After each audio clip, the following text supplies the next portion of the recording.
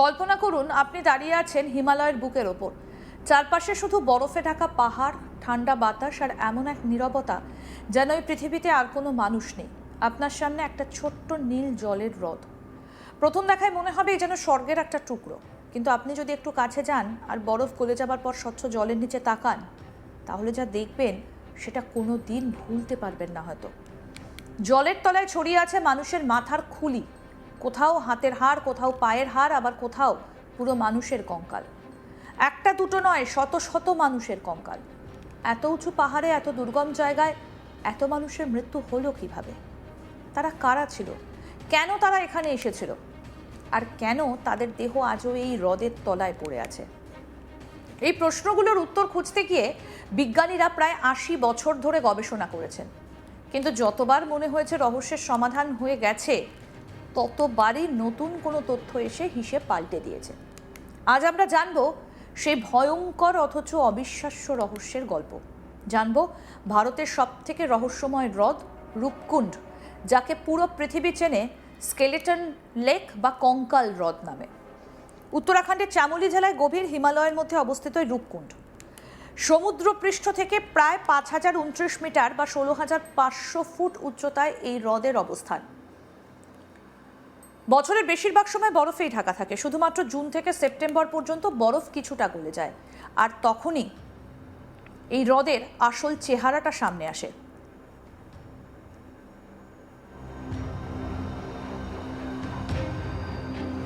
বরফ গলতেই স্বচ্ছ জলের নিচে দেখা যায় মানুষের অসংখ্য কঙ্কাল। শুধু হ্রদের তলায় নয়, আশপাশে পাথরের ফাঁকেও ছড়িয়ে ছিটিয়ে রয়েছে হাড়গোড়। অনেক কঙ্কালের সঙ্গে পাওয়া গেছে কাঠের লাঠি, চামড়ার জুতো, লোহার অস্ত্র, গয়না, কাপড়ের কিছুটা অংশ। এত বছর ধরে বরফের নিচে থাকার কারণে এগুলোর অনেকটাই আশ্চর্যজনকভাবে সংরক্ষিত রয়েছে। এই রহস্য প্রথম সামনে আসে ১৯৪২ সালে। সেই সময় দ্বিতীয় বিশ্বযুদ্ধ চলছে।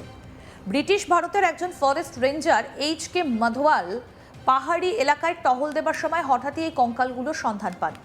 খবরটা দ্রুত ব্রিটিশ প্রশাসনের কাছে পৌঁছে যায়। প্রথমে সবার ধারণা ছিল এগুলো হয়তো জাপানি সৈন্যদের দেহাবশেষ, কারণ সেই সময় জাপান ভারতের দিকে অগ্রসর হবার চেষ্টা করছিল। ব্রিটিশ কর্মকর্তারা ভাবলেন হয়তো কোনো গোপন অভিযানে এসে এই সৈন্যরা পাহাড়ে মারা গেছে। কিন্তু কয়েক বছর পর তদন্তে জানা গেল এই ধারণাটা পুরোপুরি ভুল। হাড়গুলো এত পুরনো যে সেগুলোর সঙ্গে দ্বিতীয় বিশ্বযুদ্ধের কোনো সম্পর্কই নেই।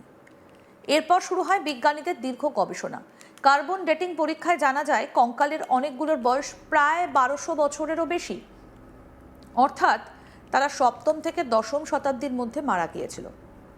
এতেই রহস্য আরও গভীর হয়ে যায়। এত উঁচু পাহাড়ে কেন এত মানুষ একসঙ্গে এসেছিল? তারা কি কোনো যুদ্ধে অংশ নিতে এসেছিল? তারা কি পথ হারিয়ে মারা গিয়েছিল, নাকি কোনো প্রাকৃতিক দুর্যোগ তাদের জীবন কেড়ে নিয়েছিল? এই প্রশ্নের উত্তর খুঁজতে গিয়ে সামনে আসে একটা পুরনো লোকগাথা। স্থানীয় মানুষের বিশ্বাস অনুযায়ী বহু বছর আগে কনৌজের রাজা যশোধবল তার গর্ভবতী রানীকে নিয়ে নন্দাদেবীর মন্দিরে পুজো দিতে যাচ্ছিলেন। রাজা একা ছিলেন না, তার সঙ্গে ছিল সৈন্য, দাস দাসী, নর্তকী, বাদ্যযন্ত্র বাজানো শিল্পী এবং আরও অনেক মানুষ। কিন্তু পাহাড়ের মানুষের মতে নন্দাদেবীর যাত্রাপথ অত্যন্ত পবিত্র। সেখানে নাচ, গান, আনন্দ উৎসব বা অহংকার দেখানো নিষিদ্ধ। কথিত আছে রাজা সেই নিয়ম মানেননি, ফলে দেবী প্রচণ্ড রেগে যান। তারপর শুরু হয় ভয়ঙ্কর শিলাবৃষ্টি। লোককথায় বলা হয় সেই শিলাগুলো ছিল লোহার মতো শক্ত। এত বড় বড় শিলা আকাশ থেকে পড়েছিল যে কেউ বাঁচার সুযোগই পায়নি। অনেক বছর ধরে এই গল্পকে শুধুই কল্পকাহিনী বলে মনে করা হতো, কিন্তু পরে বিজ্ঞানীরা যখন কঙ্কালগুলো পরীক্ষা করেন তখন অবাক করা একটা তথ্য সামনে আসে।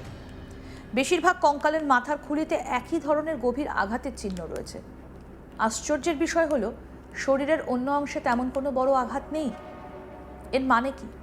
বিজ্ঞানীরা বলছেন যদি ক্রিকেট বলের সমান বড় শিলা ওপর থেকে মাথায় পড়ে তাহলে ঠিক এমন ধরনের আঘাতই হতে পারে। তাদের মতে মানুষগুলো হয়তো খোলা পাহাড়ে ছিল, আশপাশে লুকোনোর মতো কোনো জায়গা ছিল না। হঠাৎ প্রচণ্ড শিলাবৃষ্টি শুরু হয়, কয়েক মিনিটের মধ্যেই পুরো দলটা মারা যায়। এই ব্যাখ্যাকে দীর্ঘদিন সব থেকে গ্রহণযোগ্য বলে ধরা হয়েছিল, কিন্তু ২০১৯ সালে আবার সব কিছু বদলে যায়। বিশ্বখ্যাত বিজ্ঞান সাময়িকী নেচার কমিউনিকেশনসে একটা গবেষণা প্রকাশিত হয়। এই গবেষণায় ৩৮টা কঙ্কালের সম্পূর্ণ ডিএনএ পরীক্ষা করা হয়, আর ফলাফল দেখে বিজ্ঞানীরা অবাক হয়ে যান। তারা দেখলেন এই কঙ্কালগুলো একই সময়ের নয়। অর্থাৎ সবাই একসঙ্গে মারা যায়নি। 38 জনের মধ্যে 23 জন ছিলেন ভারতীয় বংশোদ্ভূত। তাদের মৃত্যু হয়েছিল 7ম থেকে 10ম শতাব্দীর মধ্যে। তাদের মধ্যে নারী পুরুষ উভয়ই ছিলেন। বিজ্ঞানীদের ধারণা এরা সম্ভবত তীর্থযাত্রী ছিলেন, কিন্তু আসল রহস্য ছিল বাকি মানুষদের নিয়ে। 14 জনের ডিএনএ ভারতের নয়, বরং তাদের জিন বর্তমান গ্রিস এবং ক্রেট দ্বীপের মানুষের সঙ্গে অনেকটা মিলে যায়। সবথেকে অবাক করার বিষয় হলো তাদের মৃত্যু হয়েছিল অনেক পরে, প্রায় 1700 থেকে 1900 শতাব্দীর মধ্যে, অর্থাৎ ভারতীয় দলের মৃত্যুর প্রায় 1000 বছর পর। আর এখান থেকেই আবার শুরু হয় নতুন রহস্য। গ্রিস বা পূর্ব ভূমধ্যসাগরের মানুষ হিমালয়ে এত দুর্গম এলাকায় কি করতে এসেছিল?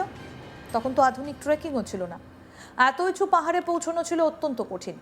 তাহলে তারা কেন এসেছিল? এই প্রশ্নের উত্তর আজও কেউ জানে না। কেউ বলেন তারা হয়তো কোনো অভিযাত্রীর দল, কেউ বলেন তারা ব্যবসায়ী হতে পারেন, আবার কেউ মনে করেন তারা হয়তো কোনো অজানা ধর্মীয় অভিযানে অংশ নিয়েছিল। কিন্তু এই ধারণাগুলোর পক্ষে এখনো পর্যন্ত কোনো শক্ত প্রমাণ পাওয়া যায়নি। আরও একটা বিষয় বিজ্ঞানীদের অবাক করেছে। ভারতীয় দলের মধ্যে নারী ও পুরুষ দুজনই ছিলেন, কিন্তু ভূমধ্যসাগরীয় দলের সবাই ছিলেন পুরুষ। তাদের সঙ্গে কোনো নারী বা শিশুর কঙ্কাল পাওয়া যায়নি। এর মানে তারা হয়তো কোনো নির্দিষ্ট উদ্দেশ্যে দল বেঁধে এসেছিল। গবেষণায় আরও জানা যায়, দুই দলের খাদ্যাভ্যাসও একেবারে আলাদা ছিল। ভারতীয়রা স্থানীয় শস্য এবং খাবার খেতেন, অন্যদিকে ভূমধ্যসাগরীয় দল এমন শস্য খেত যা ওই অঞ্চলে উৎপন্নই হতো না, অর্থাৎ তারা নিজেদের খাবার সঙ্গে করেই নিয়ে এসেছিল। এতে বোঝা যায় তারা দীর্ঘ যাত্রার প্রস্তুতি নিয়েই এসেছিল।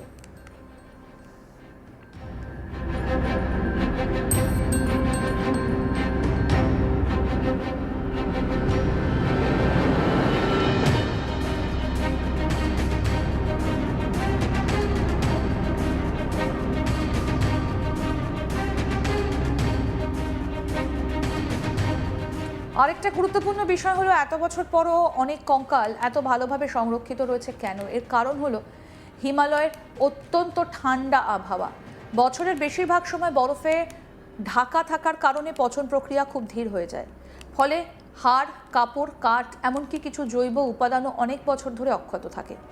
আজও যখন বরফ গলে যায় তখন নতুন নতুন হাড় দেখা যায়, কখনো আবার বরফের নিচে চাপা পড়ে যায় এই সব কিছু। এই কারণে রূপকুণ্ডকে বিজ্ঞানীরা একটা প্রাকৃতিক টাইম ক্যাপসুল বলে মনে করেন। এই হ্রদ শুধু একটা রহস্য নয়, এটা ইতিহাস, প্রত্নতত্ত্ব, জীববিজ্ঞান এবং জলবায়ু গবেষণার জন্য অত্যন্ত গুরুত্বপূর্ণ। তবে দুঃখের বিষয়, বহু বছর ধরে অনেক পর্যটক এখান থেকে হাড় নিয়ে স্মারক হিসেবে বাড়ি ফিরেছেন। ফলে গুরুত্বপূর্ণ অনেক প্রমাণ নষ্ট হয়ে গেছে। এই সমস্যা ঠেকাতে উত্তরাখণ্ড সরকার এখন রূপকুণ্ডের প্রবেশের ওপর কঠোর নিয়ন্ত্রণ আরোপ করেছে। আরও আপডেট পেতে দেখতে থাকুন আজ তাক বাংলা, সাবস্ক্রাইব করুন।